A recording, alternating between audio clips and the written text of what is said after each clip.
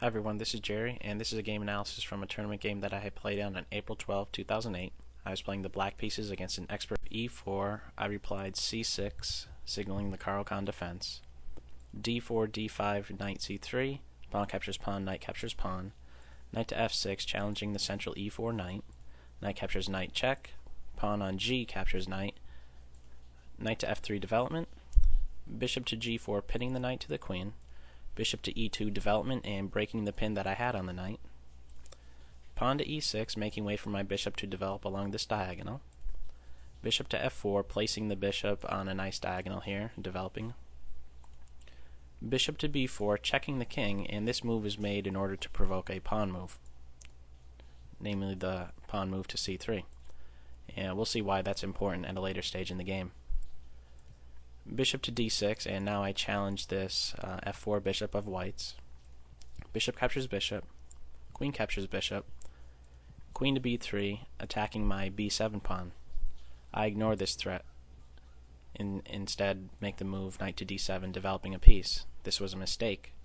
Fortunately for me, my opponent did not take advantage of this. If he were to capture my pawn, what I had been planning to do is simply come to b8, and I expected him to go ahead and pick off another pawn, to which I would reply, rook captures pawn on b. I'd have pressure on the bishop, and because of that, the white king has trouble getting safe. But what I completely overlooked is the following.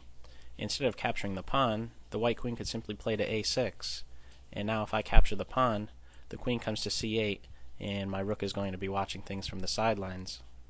I completely overlooked this, and fortunately for me, so did my opponent. Instead, he queenside castled, and I followed suit. So already at this very early stage in the game, both myself and my opponent made a mistake. King to b1, and this is very typical after a queenside castling maneuver. The idea is to move the king a bit closer to the edge of the board so that it covers the rook pawn. Rook h to g8, and now I have the following threat in mind. Bishop to f5, where I would check the king, and then I'd be able to pick off the g2 pawn. Now take note that at the earlier point in the game where I had my bishop on f8, initially it came to b4 to check the king. That was to provoke this pawn move to the square c3. If this pawn were still on the square c2, I would not have this following threat in mind of capturing the pawn on g2, because when I bring my bishop to f5, it would then not be checking the king. So by moving my bishop initially to b5 and only then coming to b4 and then back to d6, I buy myself a move at a later stage in the game. He meets that threat with pawn to g3, and I reply queen to d5, offering a queen exchange. It's practically forced since I have pressure against f3. Queen captures queen, pawn on c captures queen so that I keep my pawns together. Rook on h to e1 to protect the bishop, which allows the knight to move. King to c7, we're in an endgame phase, and the king is going to need to play a role at this point, and so I feel he can find a nice home on this square at a later point. Knight to h4, bishop captures bishop, rook captures bishop, and at this point in the game I have to take note of what might white's plan be, and I think it might come in the following form. Pawn to b3, followed by pawn to c4, where it starts to hit at my central point. And so I make moves to prevent this. Pawn to b5, where I begin to lock down on the c4 square. Pawn to f4, getting ready to come to f5, where it would kind of smash up my pawn structure. And so I stop his pawn cold by moving pawn to f5 myself. Knight to f3, repositioning and eyeing the e5 square. I do similar, eyeing the e4 square. Knight to e5, attacking the f7 pawn. I defend with my rook. Very passive looking, but this is only temporary. I plan to move my knight out of the way, and then move my pawn to f6, where it would attack the knight on e5. So his knight's position is temporary. King to c2, and this is a critical point in the game. The very tempting move is knight to e4. Often a very good move, centralizing the knight, and getting ready to move my pawn up to kick his central knight away. But what's most important at this point in the game is to take into account the following move. Pawn to a4 is a move that needs to be taken care of. So I play the move rook to d6, and the reason for this is because if the pawn moves here, I can capture it now, and if he were to swing over in this direction to attack this pawn, I could swing over as well and defend my pawn.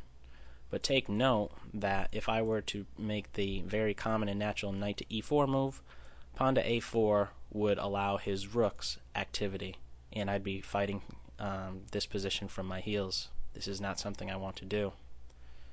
And so instead, I make the move rook to d6. He follows up with king to d3, a bit more centralized, and he's getting ready to swing his rook over to the c2 square. And only now do I play the knight to e4 move.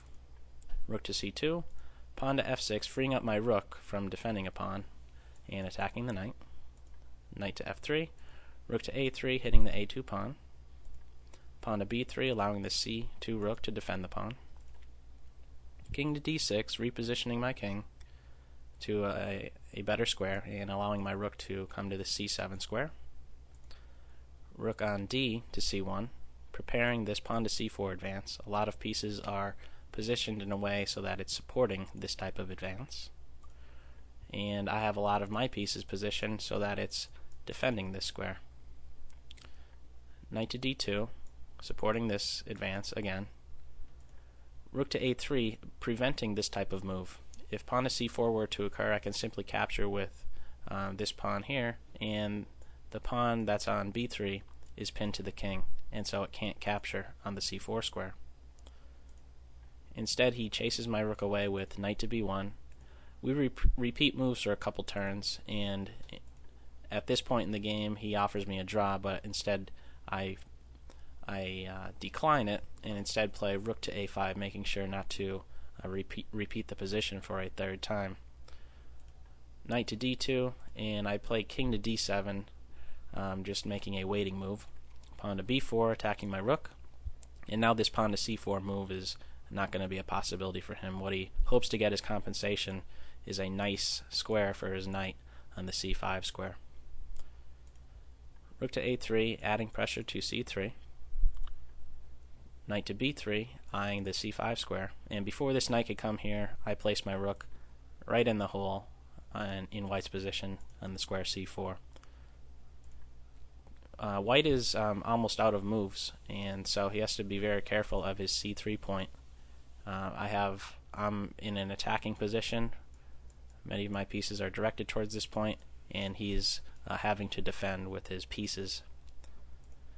And at this point, I'm trying to just sneak my king around essentially to this square where I would add pressure to the h2 pawn.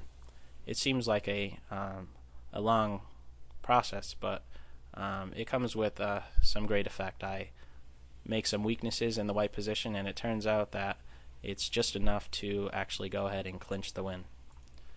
King to d3, king to f7, king to e2, king to g6, king to f3, king to h5, and he prevents my king from coming here with pawn to h3, and so I get out of the way. I just retreat, king to g6, pawn to g4, and now I get my h pawn involved. Pawn captures h, king captures h, king to g2, king to h4, king to h2. I've exhausted all I can. Excuse me. I've got my pieces in their best positions, and now it's time to use my greater mobility to put pressure on the white king, and I do that as follows. Rook to c7, swinging the rook, getting ready to swing the rook to the g file, and then here, and he really can't stop that, because if he were to move this knight, well, actually he does move that knight, but he has to be careful where he moves it to. If he goes here, I simply win the c3 pawn. So he comes to c5, I come to g7, he takes a pawn, I come to g3, I'm going to win this pawn. Knight to c7, hitting these two pawns, I capture, defend both of these pawns. Rook to f1, rook captures pawn check, king to g2, knight captures pawn, not just capturing a pawn but getting ready to come here where I would check the king and win the rook. He completely overlooks this, captures the pawn. I play rook on a to g3, check the king, king to f2, rook to h2, check the king, rook captures rook, and he resigns. So